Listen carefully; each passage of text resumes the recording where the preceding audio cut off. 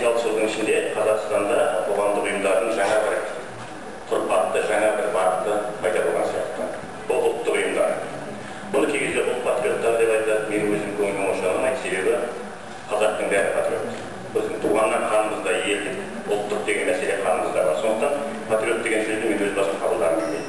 Мейлі ұлтшыл ұйымдар дей берейік, себебі Мұхтар Әуезовтің тамаша сөзі бар, үштік аймауыт туралы жазған. Бұлар нағыз ұлтшылдар еді деп жазған. Сондықтан ұлтшыл деген сөзден қашпай ақ қояйық.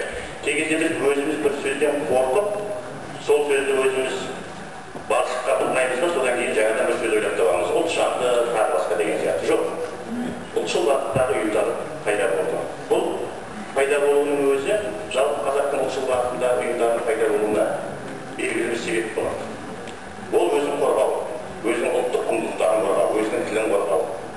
Осыған байланысты осы ұйымдардың пайда болуыменен осы ұйымдардың жұмысы бағыт туралы мен бір ауыз сөз айтып кеткім келеді. Иә, бұл ұйымдар өте аз. Және бұлардың дайындығы, біліктілігі де төмен дәрежеде. Себебі 90 жылдан бастап, ұмытпасам 93 жылы Элберт қоры Қазақстанда тіркелді, 93 жылы Соғыс қоры тіркелді. Содан бастап мен өзім олармен тығыз байланысты жұмыс істедім. Негізінен қоғамдық ұйымдарды оқыту, үйрету, олардың біліктілігін арттыру тек қана орыс тілінде жүрді. Қазақ тілді ұйымдар жолдың жиегінде қалды. Сол мәселе әлі күнге дейін көрініп отыр. Біздің қазіргі қазақ тілді ұйымдарымыз, не болмаса қазақтың ұлттық құндылықтарына байланысты жұмыс істейтін ұйымдарымыздың жұмысындағы көптеген кемшіліктер менің ойымша әрі осыған байланысты шығады. Бірақ біз аз болсақ та ұлттық бағыттағы мәселеде қоғамдық саяси деңгейге көтерілген сияқтымыз. Мен бір-екі мәселені айтып кеткім келеді. Осыдан 5-6 жыл бұрын болған Шелек оқиғасын білесіздер. Өте бірыңғай жағдайға қалдырған ұйғыр мен қазақтардың арасындағы екінші Малыбай оқиғасы, Маловодныйдағы оқиға, Маякастағы оқиға. Осылардың бәрінде ұлттық ұйымдар барды. Біз бірақ аттан салып барған жоқпыз, сол жердегі мәселені дұрыстау үшін, белгілі реттеу үшін барды. Менің ойымша Шелек оқиғасының әрі қарай жалында жанып кетпегеннің де бізге үлкен белгілі қызметіміз бар сияқты. Малыбай оқиғасында мысалы толық біз 6 ай бойы сол жерде жұмыс істедік, аяқ жағында бәрі орнына келді. 96% бейбіт халқы тұратын жерде қазіргі кездегі қазақ әкімшілігі, қазақ тіліндегі жұмыс жүргізудің бәрі орнына келді, әрі қарай жұмыс істеп жатырмыз. Ұлттық ұйымдардың негізгі бір көрсеткен жері Шаңырақ оқиғасында болды. Шаңырақ оқиғасының өзі емес, Шаңырақ оқиғасындағы адамдарды соттау кезіндегі 9 ай бойы ұлттық ұйымдардың 11 қорғаушысы сол жерде отырып жұмыс істеді. Сол арқылы 21 жігітті жазықсыз кетіп баққан шығарып алуға мүмкіншілік туды. Негізгі мәселеде. Ең соңғы мәселе бұл доктрина мәселесі. Доктрина жыры. Мен бір секеңе бір рахмет айтқым келіп отыр, сол уақыттардағы, ұмытпасам, театральный институттың ішіндегі кездесуде осындай көзқарасты байқағаннан кейін бар Алматы қаласында ел бірлігі доктринасын талқылауды өзінің күшіне сол уақытта тоқтатамын деп айтқан. Елге тұрған қоса рахмет айтқым келеді. Оның аяқ жағында біз өзіміздің салыстырмалы құжатымызды дайындауға тура келді. Ақырағында Астанаға барып, ұлттық ұйымдармен мемлекет бірге отырып комиссия жасалды. Бұл Қазақстанда болмаған жағдай. Біздің жағымыздан 4 адам, мемлекет жағынан 4 адам. Сол комиссияның 3 ай бойы Астанада жатып жасаған ел бірлігі доктринасына президент 25-ші сәуірде осыдан бір жыл бұрын қол қойды. Және ол жерде біз мемлекеттік тілді білу әр азаматтың міндеті деген сөзді кіргіздік. Доктринаның бағытымен демек келешектегі заңдарымыз, келешектегі бағдарламаларымыздың бәрінде міндеті деген сөздің орын алуы ол заңды да. Себебі оған президенттің өзі қойды.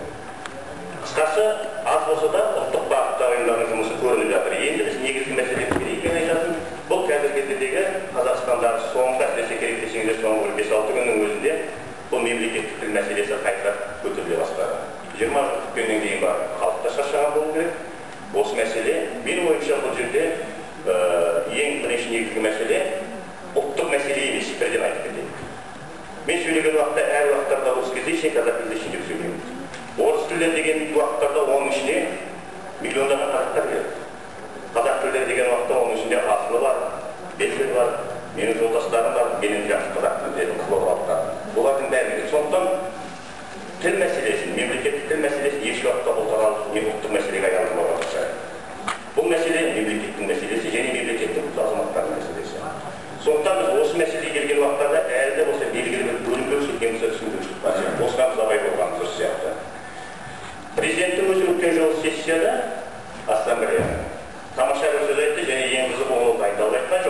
роман кеп сөйлеп тұрған уақыттарда оның сөзін бөліп шыдамай кетті. Қазақ отырған жерде 5-10 сотса, біз орысша сөйлейміз, біз сорлы халықпыз бөледі. Естіген шығарсыздар телевизорда.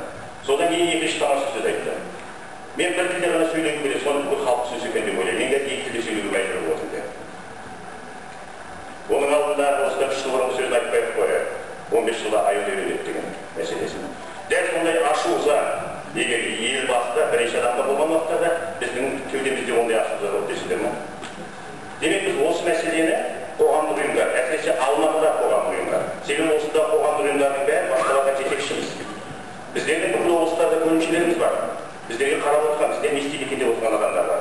Сондықтан бұл мәселені біздің бәріміз шешуге тырысуымыз керек. Мен қазір 4-5 немесе 5-6 бағытын айтып кетейін. Қоғамдық ұйымдардың жұмыс істеудің алаңы немесе бағыты. Бірінші мәселе, кез келген қоғамдық ұйымның бір бағыты бұл мониторинг.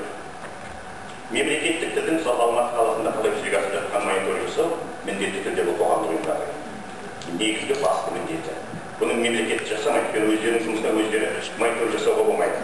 Бұл бағытта Көкшетаулар әлі күнге дейін жыр болып жүрген. 1990 жылы есімізде Алматыда 1864 көше бар. Соның тек 16% ғана қазақ тарихына Алматыға қатысы бар. 84%-ның ешқандай қатысы жоқ. Бұндай астанада болмаған. Сол уақытта біз 300 көшенің атын жазып әкеліп бердік. Ұмытпасам Әбішбек ономастиканың басы болып отырған. Сол көшеден 12 көше алғаш рет берген 90 жылы. Абылайхан, Қазыбек би, Наурызбай би дегенде. Ал біз 300 көшенің атын тамаша әкеліп бергенбіз. Әлі күнге дейін бұл проблема мысалы шешілген жоқ. Оны былай болған уақытта қазір үй көшелеріменен микроаудандарының аттары басқашаланып бара жатыр. Триста, Бұқар-Жырау, Таурис. Манхэттен дегенді зорға деп хат жазып отырып, міне рахмет. Неде жаңағы мәслихат Сайран деген ат берді. Манхэттен деген ат кетіп қаласыздар. Менің ойымша кейіннен Шаңыраққа Гарлен деген ат берген шығар. Тағы басқа аттарды бере беретін шығар. Сондықтан біз өзіміз керек десең де Совет үкіметі кезінде Айнабұлақ, Ақсай, бәрі тек қана қазақ тілде тұр. Біз тәуелсіздігімізді алғаннан кейін барып қайталап келіп қалдық біз еліміз. Сондықтан бұл да үкіметтік емес ұйымдардың негізгі жұмыс істейтін бағыт болу керек. Көшедегі жарнамалар мен аудармалар. 1980 жылы мен студент болып жүрген уақыттарда Көктөбеде бір жарнама болған. 80 жыл, осыдан 30 жылдан астам болған. Көктөбеде мына жерде жазып қойған, Закон ішіне мына жерге жазып қойған қазақшылар шайнама деп. Соны жазған адам өзін айту керек, шайнамасаң шайнама. Енді іске басар деген сияқты сондай. Дәл сондай 30 жылдан асқан уақыттарда мен сіздерге қазір келтіріп бар. Газеттерде бар, олар тұр. Бұның бәріне Алматыдағы комитеттің шамасы мүмкіншілік келмейді секілді. Бұл қоғамдық ұйымдардың тікелей арасындағы жұмысы. Бұл біздің намысымыздың өлшеуіші. Бұл біздің рухымыздың бар екенін, не жоқ екенінің белгісі. Бұл мемлекеттің ісі. Мемлекеттің ісі. Біз тек соны қорғаушылар, мүмкін біз тек қана қаттырақ айтатын шығармыз, айқайлап айтатын шығармыз. Қолыңды есік қысып қалса сен де айқайлайсың. Бұл жаңа айқайлайды қазақта. Бұндай бағыттар жетерлік. Қазіргі кездегі мемлекеттілікке байланысты. Керек десеңдер заң шығару бағытында. Ұлттарда мысалы осыдан 4 жыл бұрын өзінің мемлекеттік туралы заңын ұсынды. Одан кейін Нарықбаев бастаған әкел партиясы өзінің қоғамдық ұйымда заң шығаруға кірісе бастады. Егер парламент шығармаса, халық шығарады. Себебі біз демократиялық мемлекетпіз, бұл халықтың мемлекеті. Біз еш уақыттарда қарап отырмауымыз керек. Сондықтан деген кезде дүние жүзінде 3 секторға бөліп қояды. Мемлекет, билік, үкіметтік емес ұйымдар және бизнес болады. Біздің бәріміз ішімізде теңбіз, біздің бәріміздің құқығымыз бірдей. Біз тек соның араласудың мәдениетті заң аясындағы жолын таба алмаймыз. Менің ойымша біз қазір осы уақытта жұмыс істеуіміз керек. Енді қосымша тек қана бір нәрсе айтып кеткім келеді, мүмкін онша қатысы жоқ шығар бұл мәселеге. Құрметті азаматтар, биыл желтоқсан 25 жыл екенін ұмытпаңыздар. Желтоқсанның 17 күні сағат 10-да не 11-де осы 25 жыл бойы бізде бәріміз бар, гүл қоямыз. Баратын адамдар. Соңғы 3-4 жыл бойы, секеңдер жақсы білетін шығар, 4 картинка гүл қойылады.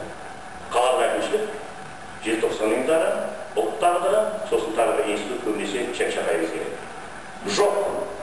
392 қоғамдық ұйым. Сол тоталитарлыққа қарсы тәуелсіздікке үшін жұмыс істеп шыққан, жандарын берген, қандарын берген адамдарға барып Құран оқуға қатысып бір гүл қойыңдаршы. Себебі біз масқара болып кеткен, мен шетелдік жолдастарымды алып барған уақытта бір американдық маған күлді, дос дейді, сен желтоқсан туралы көп айтады деді бізге.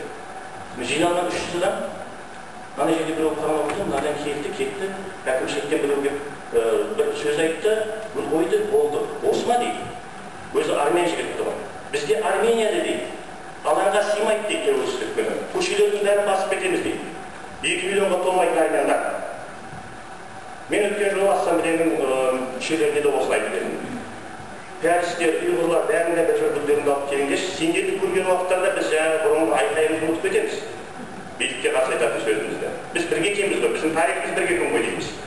Ал сізде әлі күнге дейін жыландырып қашатын сияқтысыздар. Өткен жолы керек десеңіздер бір жиналыста мен қаттырақ айтқан болуым керек.